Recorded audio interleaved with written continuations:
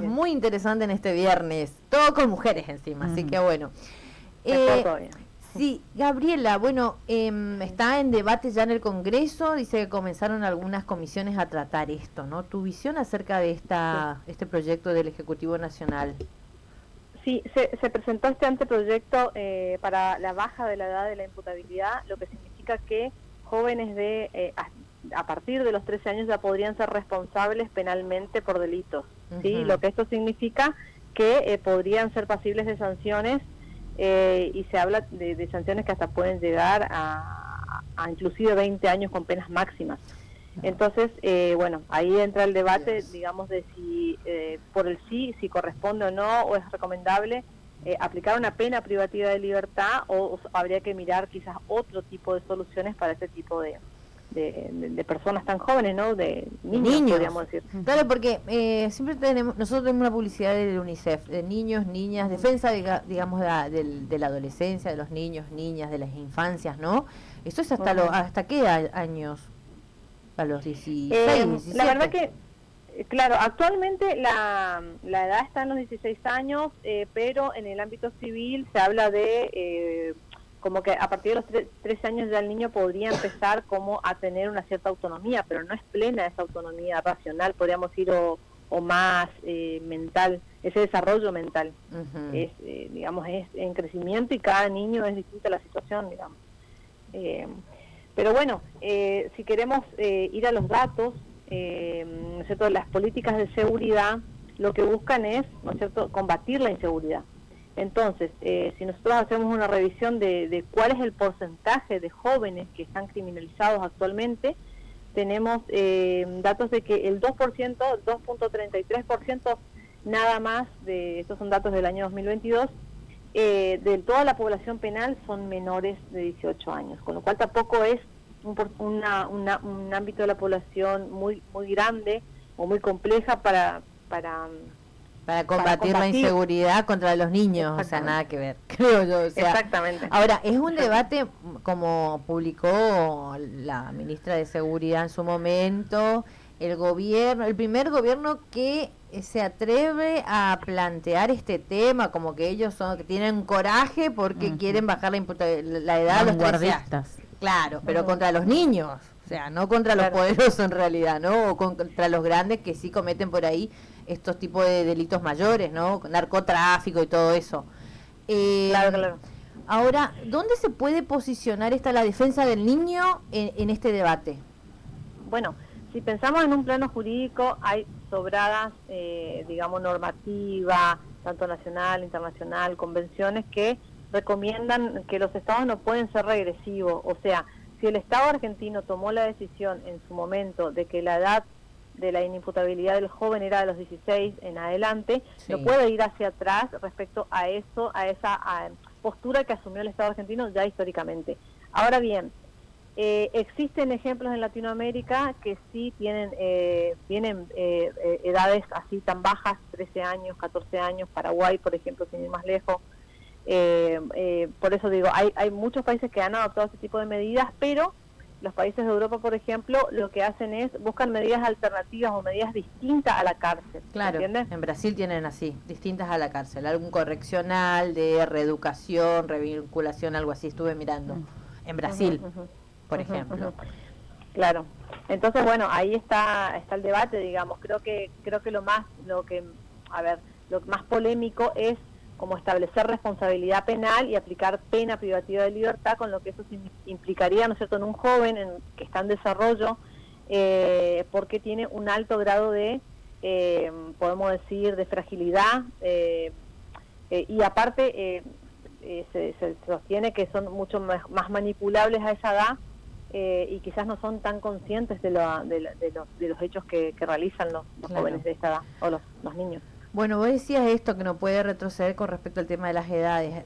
La ley que está vigente es la Ley Nacional 22.278 y en el artículo 1 dice: no es punible el menor que no haya cumplido 16 años de edad, y en caso de que una persona se comete un delito de entre 14 y 18 años, lo que se aplica es una ley reguladora de responsabilidad penal de los menores, para donde tienen que cumplir medidas correctoras para lograr su reeducación. No habla de, no, o sea, no aplican el Código Penal ni la ley del menor en este caso. Esto es hasta la actualidad. Ellos quieren modificar eso y ponerle sí que a los 13 años ya es punible de cualquier tipo de... No sé, no he leído la normativa o lo que proponen de si habrá una cárcel específica para los menores o es en la misma que todo el resto. Sí, actualmente, en realidad, a ver, eso es lo que establece el código y las leyes vigentes. Ahora bien, esta propuesta es bajarla de los 16 a los 13 años. Ahora bien, es cierto que estos jóvenes de 16 a 18, hoy en día, vos me decís, ¿a dónde están? Bueno, están en un lugar que se llama Instituto Correccional y de Menores, claro, pero que no deja de ser un lugar de encierro, donde los jóvenes van. Actualmente hay 25 jóvenes en esta unidad penal acá en Misiones, para hablar de los datos acá de la provincia. Y de estos 25 jóvenes solamente hay 4 que tienen 17 años. Si vos querés, si me decís, es crítica la situación de Misiones, y bueno, el dato es ese, tenemos 4 jóvenes actualmente que están ahí con 17 años cumpliendo, ¿no es cierto?, ese régimen especial. No se los mezcla con los adultos, pero sí están encerrados, ¿se entiende? Claro. ¿Y qué tipo de delitos cometieron? ¿Por cuánto tiempo está previsto que estén ahí? Y si reciben algún tipo de asistencias, van a la escuela, reciben asistencia psicológica. Sí, se trabaja, sí, dentro de ese Instituto Correccional y de Menores se trabaja con equipos de psicólogos, psicopedagogos, está la educación también dentro del contexto de encierro, o sea, está pautado el cumplimiento de derecho en contexto de encierro en este Instituto Correccional y de Menores, y además tiene que tener una mirada especializada que todavía falta corregir. No voy a decir que está perfecto, porque no. Por ejemplo, existen penitenciarios vestidos con vestimenta, digamos, propia de su función, y en realidad en cuanto se trata con menores hay que hacerlo los regímenes más amigables. Entonces todavía como de civil. Exactamente. Y te consulto, hay que corregir eso. Te consulto nuevamente, ¿qué tipo de delitos cometieron para llegar al encierro, digo? Bien. En su gran mayoría podemos decir que los delitos que más, del 89%, delito contra la propiedad, o sea, estamos hablando de robo, hurto y ese tipo de delitos. Después le sigue las amenazas, por ejemplo, del 11%, muy raro casos de homicidio, realmente debe haber 1 o 2 casos, y también en un menor porcentaje los delitos contra la integridad sexual. Eso en cuanto a eso. Pero también yo quiero destacar un dato que me parece importante traerlo a la discusión, que de los datos del INDEC surgen que el 58.4% de las personas pobres en Argentina tienen entre 0 a 14 años. Entonces, estamos hablando de una porción de la población muy vulnerable, ¿sí? Claro. O sea, tenemos más de la mitad de esos jóvenes que son pobres.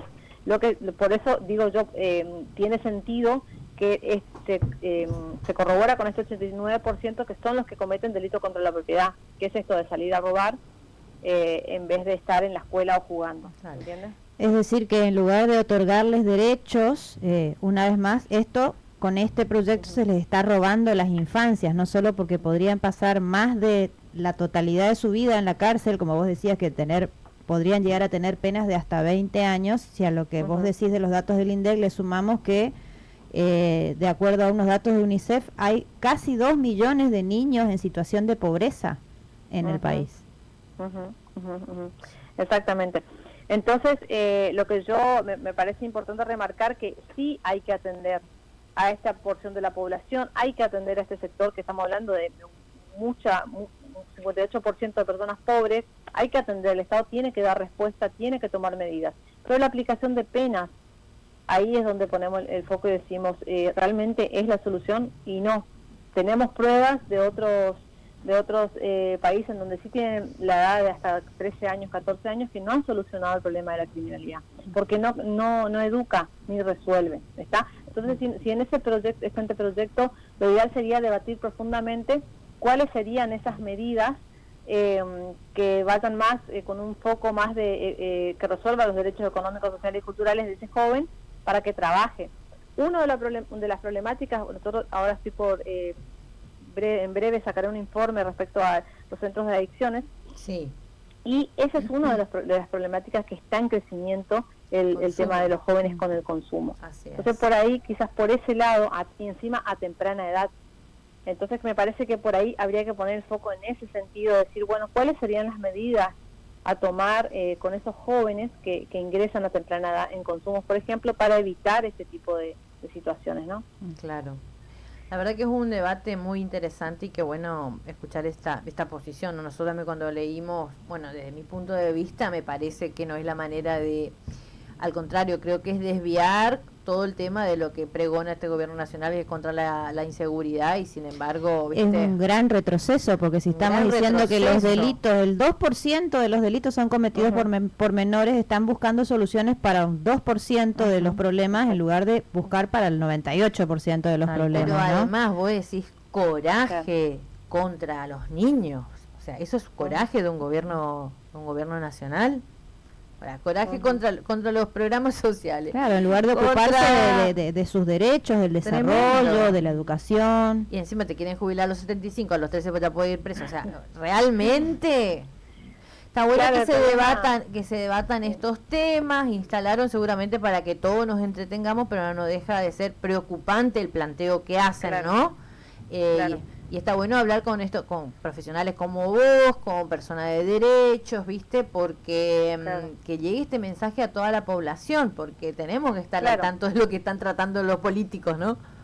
Cada uno hacer un llamado a la reflexión, a que quizás pensemos con datos qué queremos como sociedad, ¿no es cierto? Porque esto puede traer mucho estigma a esos jóvenes y puede fomentar la reincidencia. Entonces, bueno, quizás ahí